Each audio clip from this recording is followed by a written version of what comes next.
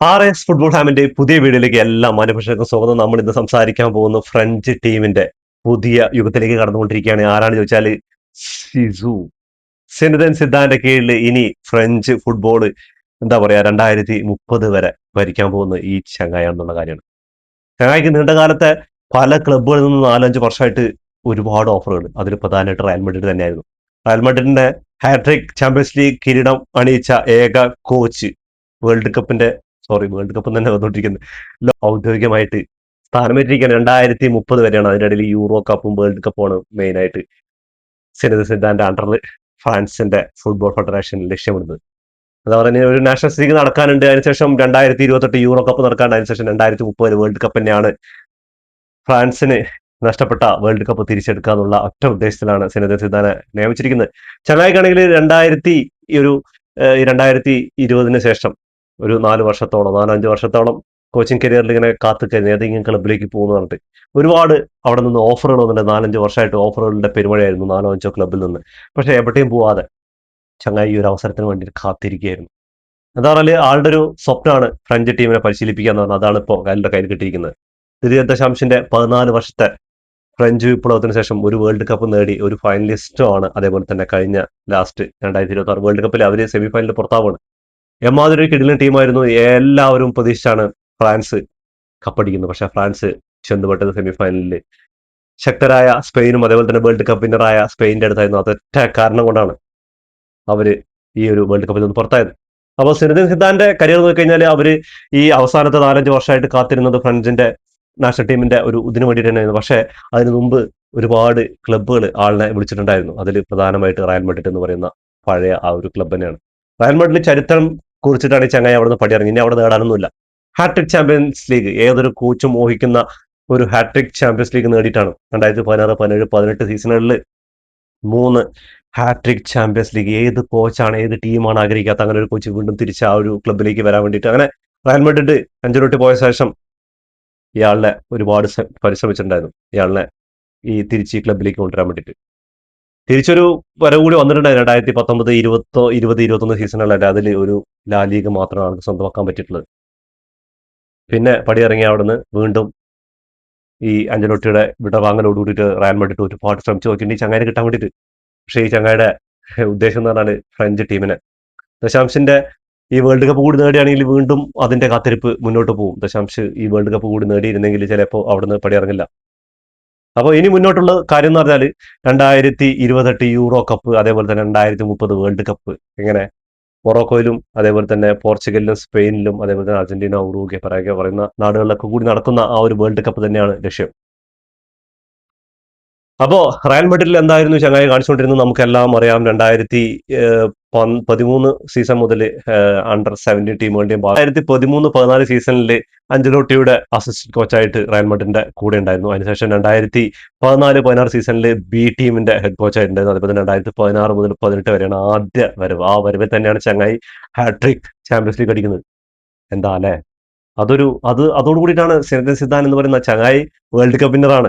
അത് ആലോചിക്കണം. 1998 world cup winner, 2006 എങ്ങനെയാണ് ആ ഫൈനലിൽ കപ്പിനും ചുണ്ടിനും ഇടയിൽ വെച്ച് ആ ഒരു മറ്റരാസിയുടെ ഫൗള്, മറ്റരാസിക്കെതിരെ ചെയ്യുന്ന ഫൗള്, ആ ഒരൊറ്റ ഫൗളിലാണ് സിനദൻ സിദ്ധാൻ എന്ന് പറയുന്ന എന്താ പറയാ അത്ര നേരം ഗ്രൗണ്ടിൽ ഇങ്ങനെ ഇമ്പാക്ട് ഉണ്ടാക്കിയിട്ട് കളിച്ചുകൊണ്ടിരിക്കുകയാണ്. ഏത് സമയത്തും ഫ്രാൻസ് കപ്പടിക്കാനുള്ള ഒരു ഇതിൽ പോയിക്കൊണ്ടിരിക്കുന്ന സമയത്താണ് ആ ഒരു ഫൗളും ആ ഒരു പ്രശ്നങ്ങളൊക്കെ ഉണ്ടായിട്ട് സിനദൻ സിദ്ധാൻ റെഡ് കാർഡ് വാങ്ങിച്ചിട്ട് അങ്ങനെ കയറി പോകുന്നത്. ഒരു ഫ്രാൻസിന്റെ ആരാധകർക്കും മറക്കാൻ പറ്റാത്ത ഒരു വേൾഡ് കപ്പ്, എന്നാൽ ഉറപ്പിച്ച വേൾഡ് കപ്പാണ്.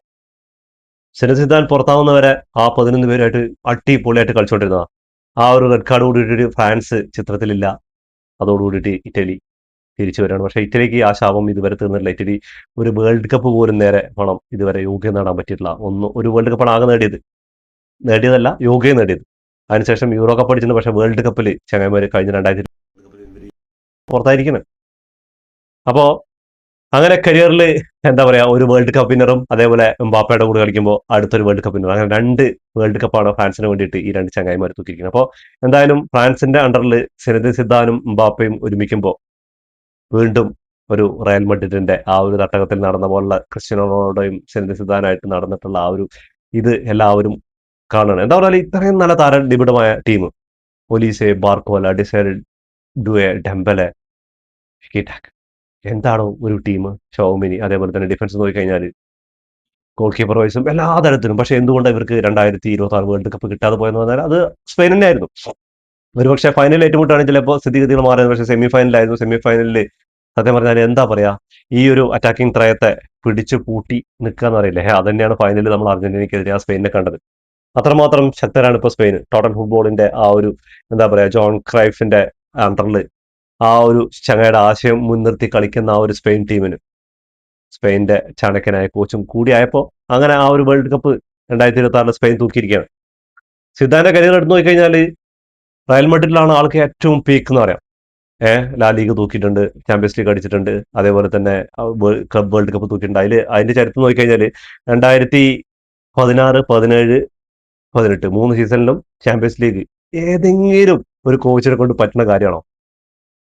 ഹാട്രിക് ചാമ്പ്യൻസ് ലീഗാണ്. ലാ ലീഗും ബുണ്ടസ് ലീഗും അതേപോലെ തന്നെ ഇറ്റാലിയൻ ലീഗും ഒന്നല്ല, ചാമ്പ്യൻസ് ലീഗ്, ചാമ്പ്യൻസ്മാരുടെ ലീഗ് അതിലടിച്ചിരിക്കുക. അതേപോലെ തന്നെ ഫിഫ ക്ലബ് വേൾഡ് കപ്പ് 2016 17 2 പ്രാവശ്യം തൂക്കി.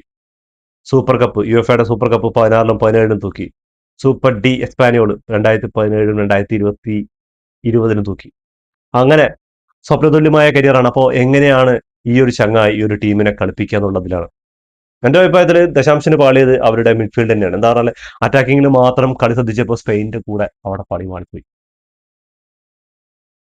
എൻഗോളെ ഖാന്റെ എന്ന് പറയുന്ന ആ ഒരു മിഡ്ഫീൽഡർ ചിലപ്പോൾ ഉണ്ടായിരുന്നെങ്കിൽ എന്ന് ഒരു പിടി ഫ്രാൻസ് ആരാധകർ ആലോചിച്ചിട്ടുണ്ടാവും. എന്താ പറഞ്ഞാൽ കളിയെ നിയന്ത്രിക്കാൻ പറ്റിയ ഒരു മിഡ്ഫീൽഡ് ഇല്ലാത്ത തന്നെയാണ് ഫ്രാൻസിന്റെ ഒരു പ്രശ്നം എന്ന് പറഞ്ഞാൽ. ഒലീസി അറ്റാക്കിംഗ് മിഡ്ഫീൽഡിൽ വന്ന് കളിച്ചപ്പോൾ ഡെംബലയും എംബാപ്പയും അതേപോലെ തന്നെ ബാർക്കോളയും ഡിസൈഡും ഉണ്ടായത് ഗോൾ വെച്ച് കൂട്ടാം. പക്ഷെ ഗോൾ അടിക്കാതിരുന്നാൽ പറയക്കെതിരെയുള്ള മത്സരത്തിൽ മനസ്സിലാക്കിയാൻ പറ്റുക ആ ഒരു പെനാൽറ്റി ഇല്ലെങ്കിൽ ആ ഒരു കളി പെനാൽറ്റി ഷൂട്ടൗട്ടിലേക്ക് പോകേണ്ടതാണ്.